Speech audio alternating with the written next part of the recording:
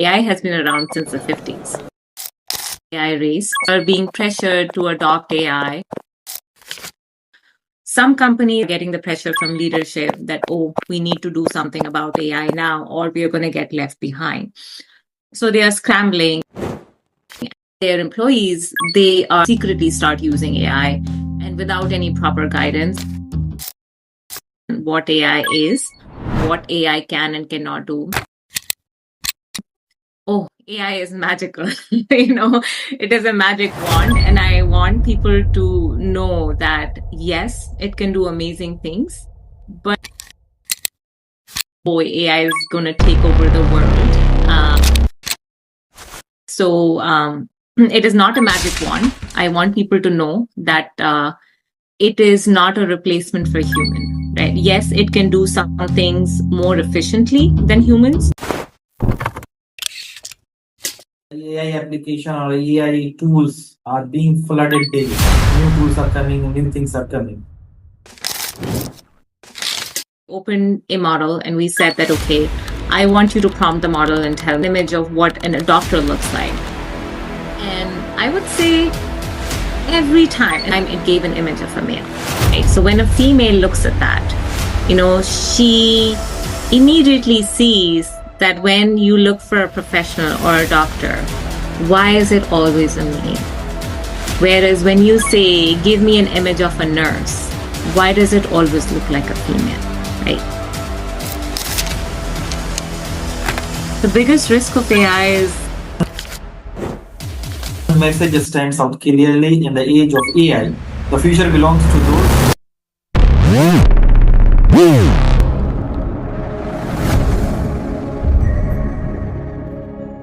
Hello friends, welcome to our show AI Research and Learning Nexus. Today we are honored to host Uvika Sharma from New York, a passionate voice in the field of responsible artificial intelligence, AI governance, and AI literacy. She works at the intersection of technology, leadership, and human-centered AI adoption, helping organizations and professionals navigate the rapidly evolving AI landscape responsibly and strategically. Her insights on bridging innovation with real world impact make her an ideal guest for today's discussion on academia, industry, and the future of AI. Uvika Sharma, welcome to our podcast show. Thank you for coming. And thank you so much for having me, Dr. Ahmad. Yeah. And thank you so much for such a nice introduction. Thank you. Can you please tell me something about you and your journey related to artificial intelligence, your work around artificial intelligence literacy and responsible AI and governance, and your initiative, like you have co-founded called something called Asian Women Advancing AI, which focuses on supporting and elevating women in the AI space. So can you please give some detailed introduction about you and your work? Yeah, absolutely. Thank you so much. My journey in tech started more as an accident. So I was an aspiring doctor, when I was entering undergraduate, and I realized that medicine was not for me. And now I think about it, for good reasons. So I ended up as a computer scientist on Wall Street, and that was my journey into tech and data. And from there on, I took on many different pivots, and I was always very curious on how technology and business intersected, right? Because they're interconnected. And now people are talking about that data is the new oil, and it's essential. But the fact is that data is the backbone of AI, right? So over the years, I've took on many different roles, whether it was leading large transformation projects at Accenture or working with other rating agencies and analytics, marketing, operations, performance, and then also did a lot of work in the pharma industry and compliance. So that really helped shape my thinking around how to identify risk and where certain things fit together. But data was always helping weave that story in terms of how data is used not only to build platforms and systems, but how data should also be used for executive storytelling and decision making. And so now I run a consulting organization. It's called Intilda. So it's intelligence, data, and AI, just to clarify, because I get that question asked a lot. And we are working with organizations to really cut through the noise that is around AI at the moment. So we are helping companies adopt AI responsibly, right? So we are providing more clarity in terms of what AI is, what it can and cannot do, and then helping organizations understand where AI really even fits in the journey, right? Because oftentimes we find people who want to adopt AI or say that I want to get AI, but they may not even be ready for AI, right? Because they may not have the data, they may not have the processes mapped out. And sometimes AI is not the answer. And the other thing that we do, the third piece of the pillar, so I talked about, the clarity with AI literacy, so we educate people, and then we do help them understand whether they're ready for AI. And the third piece, which is very important, Dr. Ahmad, is we help people make sure that they have the governance in place to monitor and make sure that AI is doing what it's supposed to be doing, right? So essentially, that's what we do as part of the company. But besides that, I wear many other different hats as well. So I'm always very passionate about empowering other people. So I also mentor founders through various ecosystems, whether it is the Cornell Tech, startup program, then to the Harvard Business School Startup Partners program. I mentor founders. I teach them about responsible AI and how they need to be thinking about when they're building their startups. I feel it's a little easier for them. And then my other hat, which is running Asian Women Advancing AI. So having been in the tech space for more than 2 decades, of course, I dance around quite a bit between business and tech. I observe that there is this gap. We always see, there are not enough women in rooms where decisions are being made.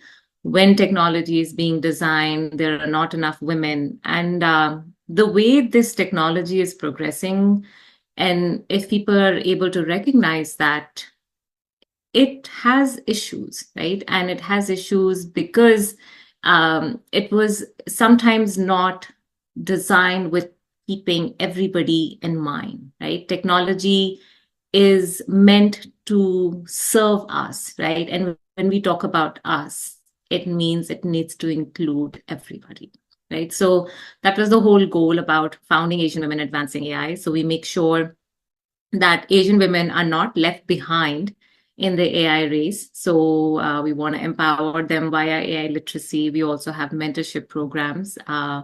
And now the community is about, I would say, maybe 895 members globally, if I'm not wrong.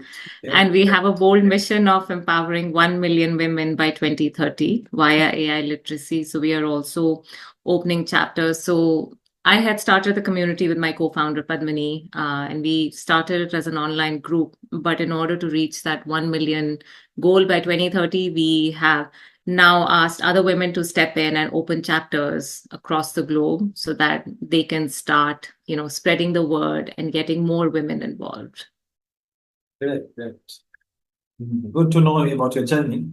You talked about this, one of your startup, that's Intel DA, Intelligent Data. Yes, my company, consulting company. This is your consulting company. Yes. And you also wrote on LinkedIn about this Intel DA, that AI adoption with clarity, confidence, and governance. What is the role of this clarity, confidence, and governance in this AI adoption? Because nowadays we are seeing that AI is being adopted by different organization and industry, and they are pressurized to adopt AI anyhow. Yes. So here the clarity, confidence, and governance, what's the necessity of this and how much it is necessary for them? I feel it's very necessary, right? Because now that there is this pressure that companies are facing, as you said, that they are being pressured to adopt AI. So it is happening in a few different ways, Dr. Ahmed. So some companies are getting the mandate on the top, right? Where they are getting the pressure from leadership that, we need to do something about AI now, or we are going to get left behind. So they are scrambling and they are trying to pick up any tool that they're getting, and they are just jumping into it. but they're not thinking whether AI is the right answer for it, right? Our goal when we talk to companies is to help them realize what is the problem that you're trying to solve, right? Like, what goal are you trying to achieve? As a business, as an organization, everybody has some essential goals that they have at a company level. Then underneath, they even have departments, right, where they have those goals, which are supposed to be meeting that overarching goal, right? So oftentimes what we find is that companies forget that, right? They just jump into it and just start figuring out that, oh, I'm going to implement AI, I'm going to automate this, I'm going to do this, right? But they don't tie it back to what is the purpose of why they're doing this. So I'll give you one example. Recently, I was talking to a company, and they are in the edtech space, and I asked them, so they had approached us a few months ago that, okay, yes, we want to educate our company, our users, about AI and how we can improve some of our processes. And a few months later, when I met with them, and I asked, okay, so where are you on the journey? The first thing the senior leadership person told me, he said, we got the mandate from leadership that we have to make the maximum use of AI. And he said, just plug it anywhere and everywhere. And I said, for a few minutes, I was just silent. I said, have you not thought about in terms of where it needs to fit in the goal? Like, how did you come to the decision? And I could see very clearly that there was not a well thought out plan in terms of how they're going to go about it, right? And that's what's happening even now. People are picking up and trying to plug AI in many different places. It's a very fragmented approach. They're not thinking it very strategically. So that's one problem. The second problem is that there are some companies that are very scared to adopt AI. They are wondering, okay, what do we do? What is going to happen to our data? What is going to happen? So then they are saying that to their employees, you cannot do anything with AI. You better not be touching AI. But then those employees are seeing other people outside in other companies who are saying that, oh, I can automate this process. I've achieved X amount of productivity gain, and they're using tools. I mean, you go out there on LinkedIn, Instagram, you have conferences and meetup. People are talking about AI. Nowadays, even influencers and celebrities are talking about AI. Yes. So then you look at those employees, and then and they look at their friends, and they're implementing AI, and they're thinking, oh God, my company is not allowing me to use AI. So then they secretly start using AI, either, on their devices and stuff. So that is where shadow AI creeps in. So, some of your users may or may not have, heard about shadow AI. So I think it's important for listeners that shadow AI happens where the company says that you cannot use AI, or they're restricting the usage of AI, certain tools, but their employees, they want to be productive, they are curious, they want to understand, so they secretly start using AI, and without any proper guidance, and sometimes the company doesn't even know, right? So there is that problem. So our role is, when we talk about clarity, we come and help companies understand that, we also help them understand whether they have shadow AI going on. And I can give you lots of examples where that has happened. But our role is we help companies understand, what AI can and cannot do. And we do that via literacy. So when we talk about AI literacy, it's not just being able to prompt your LLMs. It's really helping companies understand what AI is, what it can and cannot do. To be frank, you and I both know that AI has been around since the 50s, right? So it's not like something, it just emerged out of thin air. It's just that with the oncoming with ChatGPT in 2022, that's when it just kind of took the world by storm. So we help educate companies and leaders what AI is and cannot do. But most importantly, we also help them understand where the risk and limitations are, right? Because we are finding, based on our conversations, and there are lots of examples in the news as well, that oftentimes people do not know where the limitations are, and they end up getting into trouble, and then they just become, part of those headlines, which shouldn't have been the case. So that's the literacy piece. And then, as I had described, if you want to implement AI, it's good to do your homework, understand, what problem you're trying to solve, where AI fits into the piece of the puzzle. And sometimes maybe AI is not the answer. If you want to accomplish something simple, maybe you just need to build an automation task, within like an RPA job, or there are other ways of doing it, right? So understanding what AI can and cannot do, where AI fits, and are you ready for AI? And the governance piece is, you need to make sure that you have a process in place, you have frameworks, you have the infrastructure in place to make sure AI is doing what it's supposed to do, right? And especially when we talk about these generative AI technologies, these are probabilistic technologies, right? They are not deterministic models.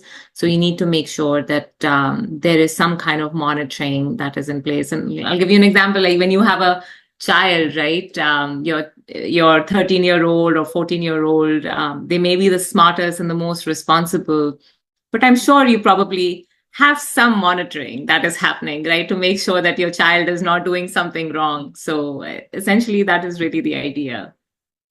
Yeah, right. Okay, you talked about this shadow, like AI, and people are using it in offices, in universities. I have seen also in the university, students are using artificial like AI, like LLMs and other chatbots into their work daily, and faculties are also using. But both of them are, you can say that they are not telling each other that I am using this one. This is the this is the thing which I have actually seen over there. So, what do you think that what are the biggest misconceptions people have today about AI? Yeah. So, I mean, just to kind of, close out the thing on the shadow AI Yeah, piece, I feel that there needs to be awareness, and there needs to awareness. be proper communication around that as well, right? Dr. Ahmed, I'm not against using AI. In fact, I feel that AI is one of the biggest transformative technologies, that is, of course, developed by us humans, and it has potential to solve so many problems, and it can do great things. But I feel that there needs to be some kind of conversation and transparency and guidelines in terms of how to use it, right? So even when students are using it, they should absolutely use it, but there needs to be guidelines on how they should use it, right? They should not use it to outsource their critical thinking skills, right? They should use it to help make their product better, right? Whatever it is that they're working on, and maybe help AI to help them think better, right? Use it as an augmenter, use it as a partner to brainstorm, but don't use it where your critical thinking muscles become weak, right? And similarly, even for people who are teaching, right?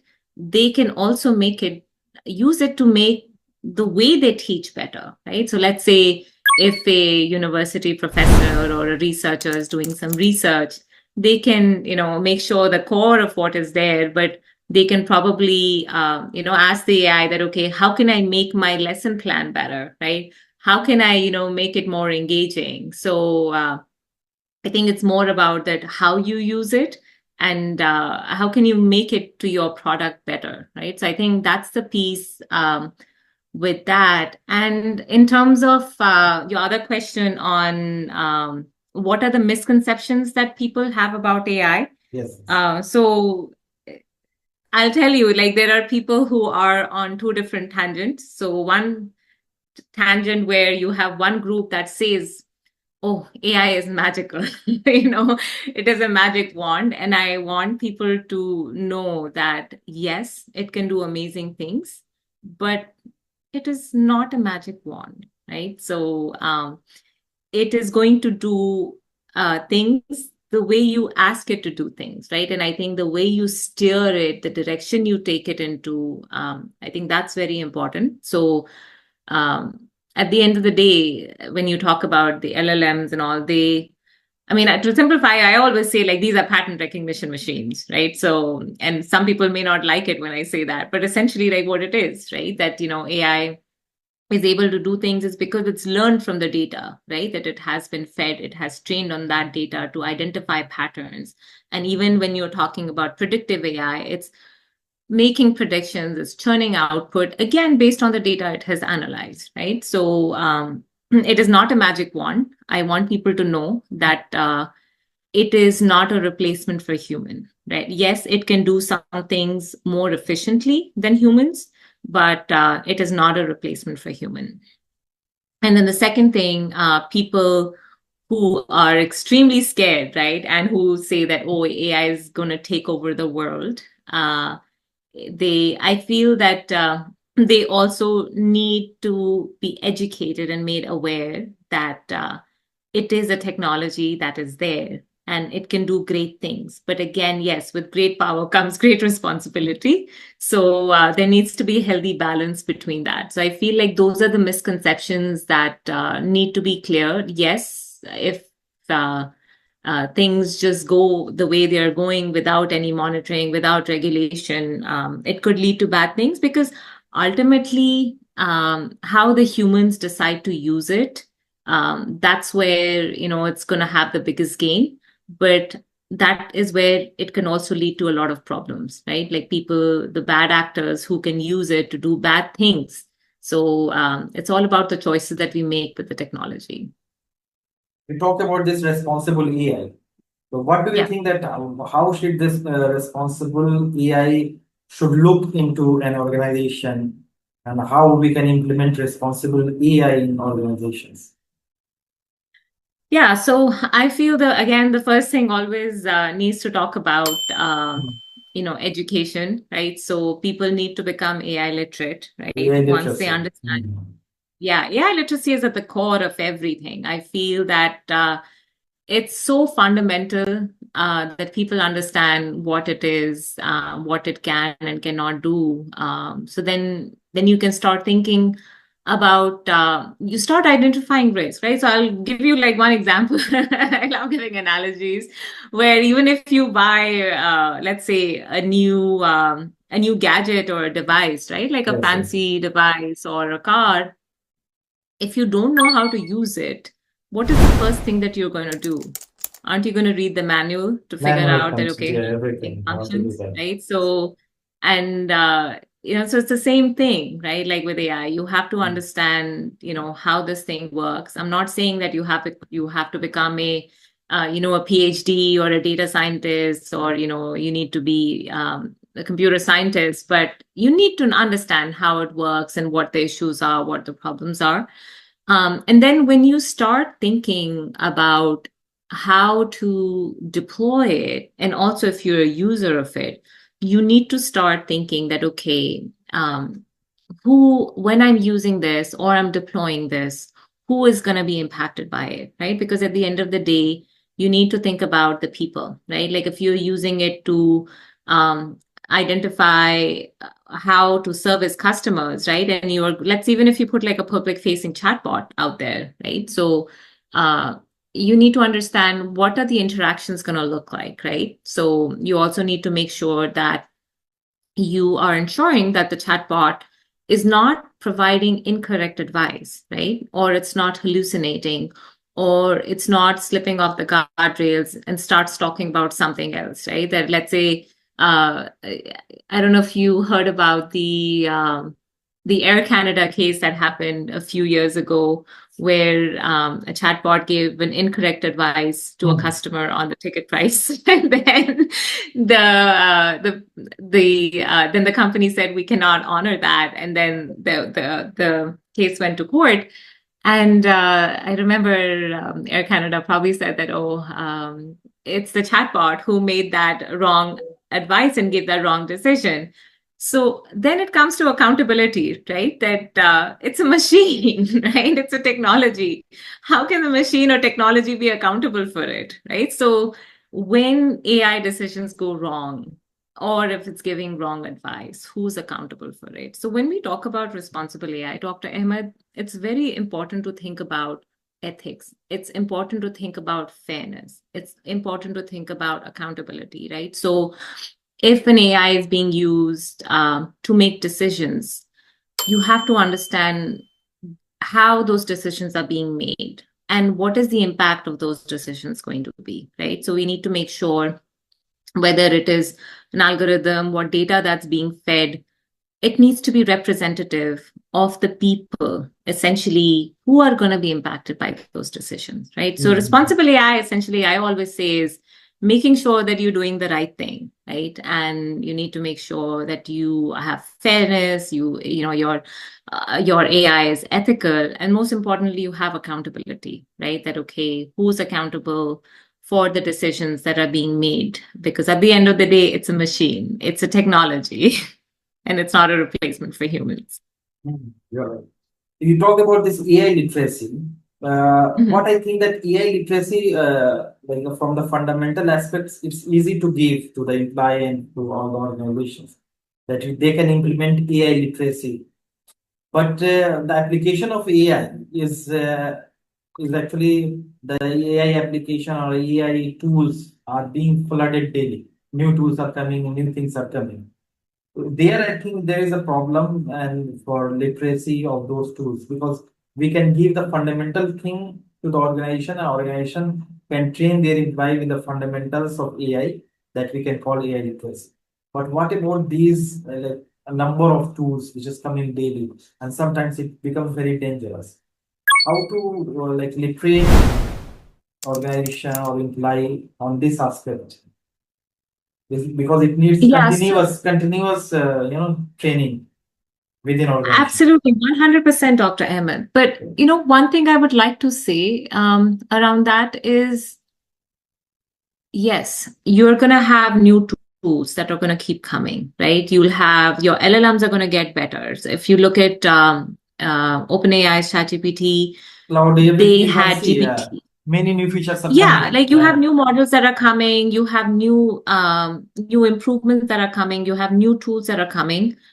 But what I want people to take away, when we talk about literacy, Dr. Ahmed, the tools are always going to keep changing, right? But the fundamentals is what is going to be important, right? That you need to understand at the core of what AI is and what it can and cannot do, right? So let's say, I'll give you another example. A few months ago, uh, I found out that my son was using AI, and he's in middle school. And I asked him, has anybody given you any training on school and how to use it and what the issues are? And he said no. So we sat down, and then I realized that there are many other children like that who are doing that. So I had put together a very short boot camp for kids, and I did it personally because I needed to make sure that my son knew what was going on with these models and different tools. And I remember we also had some other girls who were part of the cohort, and I needed them to understand what bias is, right? And the easiest way to make them understand what bias is was, we opened a model and we said that, okay, I want you to prompt the model and tell me something that, okay, what does a business professional look like? Or give me an answer or an image of what a doctor looks like. And I would say every time, and it happens with me as well, whenever you type those kind of prompts, at least like for me, and when we were teaching that, we saw that every time it gave an image of a male, right? So when a female looks at that, she immediately sees that when you look for a professional or a doctor, why is it always a male? Whereas when you say, give me an image of a nurse, why does it always look like a female? Right. So that's where it's important to understand, there is bias, right? So when we are talking about fundamental literacy, right, it's understanding that technology is making decisions based on the data it has been trained on, right? And understanding that what you see is not always the truth, right? How do you ensure that you're still keeping your critical thinking skills sharp and questioning that, okay, is this the right thing, right? So that's the idea of literacy, that having the fundamentals down, always being able to question that, okay, what the model is giving you is not always right. Like, how do you go and double check, right? So that's the idea. So no matter what tool you're using, right, you want to be able to go back and say that, okay, this is not what you're looking for. I'll give you another example. Stanford came out with a research last year, and it was a beautiful research about why ontology matters, with AI. And it talked about an example, and I will share that research with you as well. I thought it was so fascinating because what is happening nowadays is people go to these tools, they prompt them, and whatever output they get, they think that, oh, this is correct, right? But most of the times it's not, right? And there could be additional possibilities. They just take what people get and they just run with it, right? The point is that maybe you need to step back and say that, is this exactly what I'm looking for?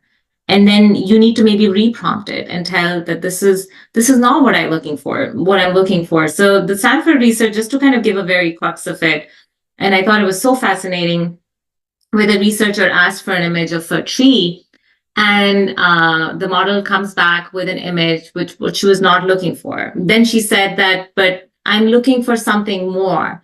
Then the model came back with something else.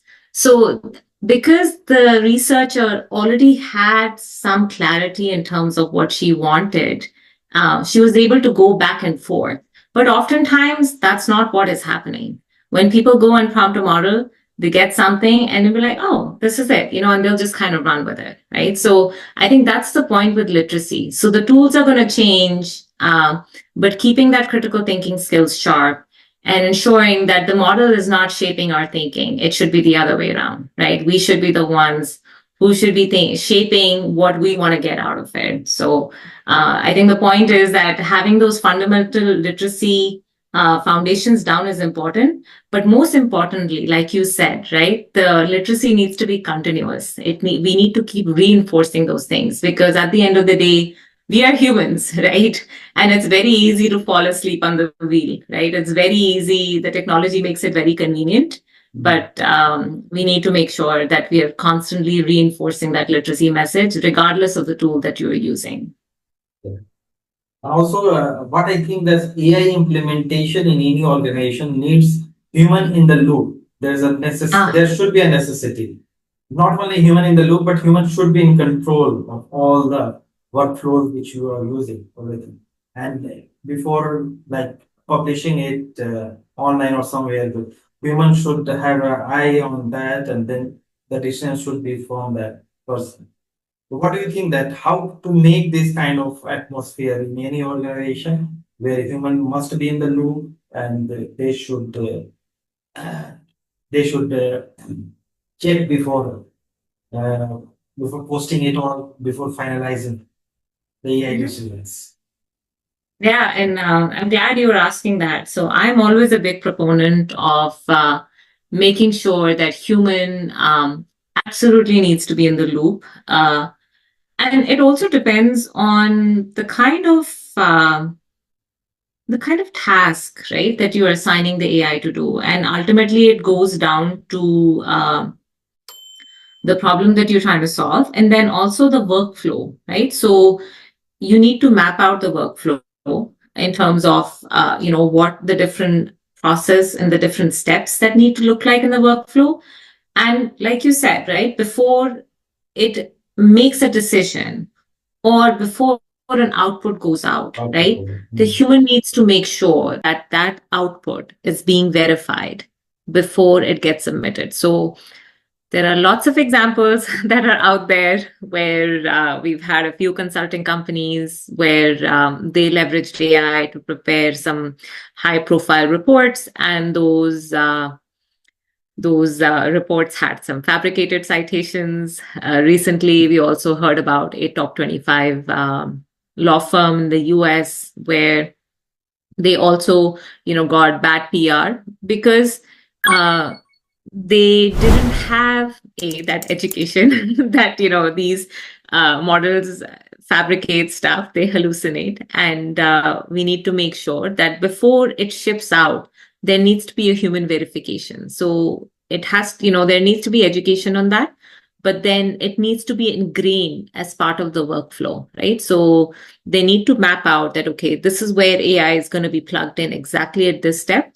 And this is where the human verification, human in the loop needs to ensure and check what AI has done, whether it makes sense or not. So I'll give you another example. So when we are putting together our company newsletter, absolutely we leverage AI to do, research and curate the stories and stuff. And then we decide that, okay, what is happening around the world? Because there is so much stuff happening. But then we have human in the loop in various points to make sure that we are picking the stories, right? That, okay, these are the things that we want to focus on because this is what resonates with us. Then once we curate those stories, then we go and shape, what the messaging needs to look like. And once, all of that happens, we have people who are verifying it at multiple stages, making sure that, the links are correct. We are making sure that everything that kind of reads right, the numbers seem right, because we also know that, yes, the models are great at, curating information, but sometimes they're not excellent at math, right? So are the statistics right? And I've had so many examples, even, with clients where they've tried leveraging AI to put together podcasts. And I remember telling that it sounds so confident.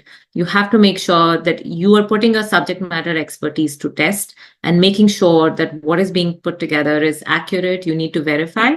So it needs to, the conversation has, there needs to be AI literacy. There needs to be awareness around it, but you also need to make sure that you are putting that at a process level, right? So it needs to happen at the workflow level. Yeah, right. Okay, and I am from that research background and university background. Therefore, my question is that how can we better bridge the gap between this academic AI research with real world industry applications? How can we bridge this Yeah, gap? Mhm. Because a lot absolutely. of lot of research is going on related to AI in Yeah, universities, but bridging the gap is necessary with industry because we're not reaching up to industry. yeah. And I'm glad you asked that question, Dr. Ahmed. So I'm always a big fan of academia, and they have so much to offer because they are so good with research and they excel when it comes to exploration. They are thinking about things from a long-term impact. So what is happening is that you have academia that excels at doing the research. They're excellent at drilling down. They have that exploratory approach. They're thinking about things in terms of what the long-term impact could be. And they could also bring about the insight and talk about things from an ethical perspective. There is so much that they can contribute. Then you have the industry side, right, where things are moving so fast, right? They are out there in the real world. They are deploying things. So they excel at that front. And of course, a lot of the focus is on the ROI, which, needs to happen. It would be so amazing that if both sides can bring the strengths that they have and make sure that AI is being used to truly create impact. And I feel the best way to do that, and these are just some thoughts and examples, based on what I'm seeing, is it would be great to have academia and industry research collaborations and probably even have consortiums, right, where they're jointly working on industry and real world projects. So that's, another avenue. The other area where I feel it would make so much sense is even involving students to be a part of, some of those real world projects. Because ultimately, we need to make sure that the students who are learning in schools and colleges, they are able to pick up that theory and apply it in the real world, right? And we need to prepare the future talent pipeline, right? So that they are ready for the workforce.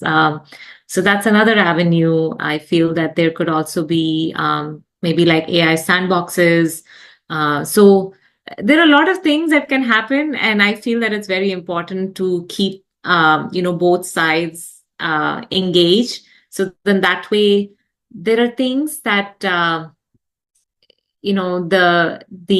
industry can also take advantage of, right? Like what academia brings into perspective, but academia can also take some of those learnings and the challenges that is happening in the real world and do additional research and also prepare the future of the workforce. So I feel those are some ways that I hope that people start thinking about it. I know that in a lot of places in the US that is happening. I also realize that in Europe that is happening, but I would love to see more of that happening at a faster pace. It is happening, but it's a little slow. Yes, Lord.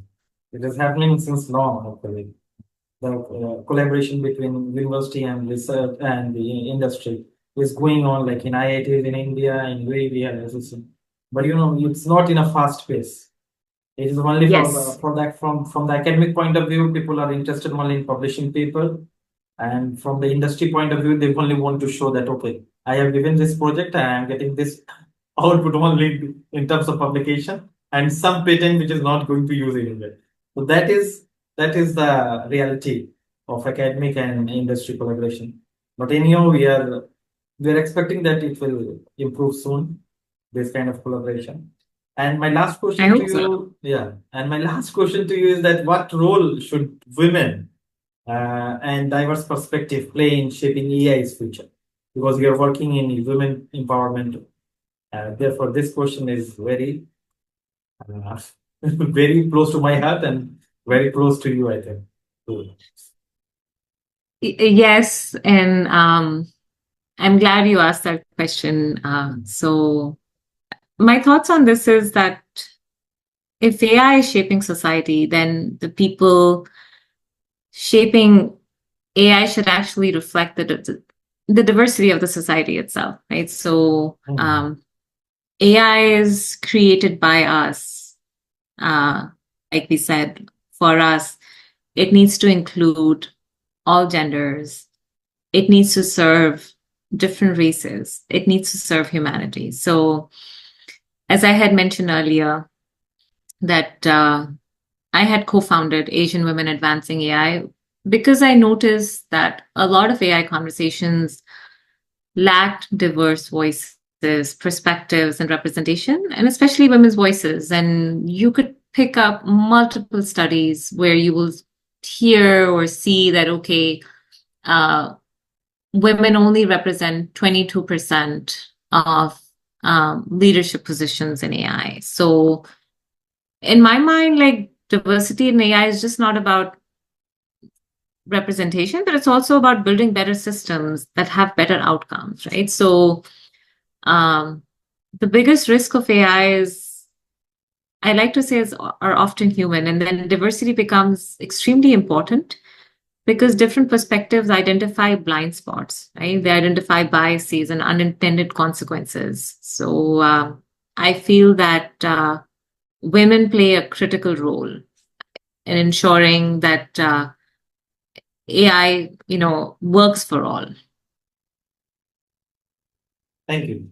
Thank you, Uvika. And as we conclude today's conversation, one message stands out clearly: in the age of AI, the future belongs to those who can successfully connect knowledge with real world impact. Bridging the gap between academia and industry is no longer optional. It is essential for innovation, employability, and responsible technological progress.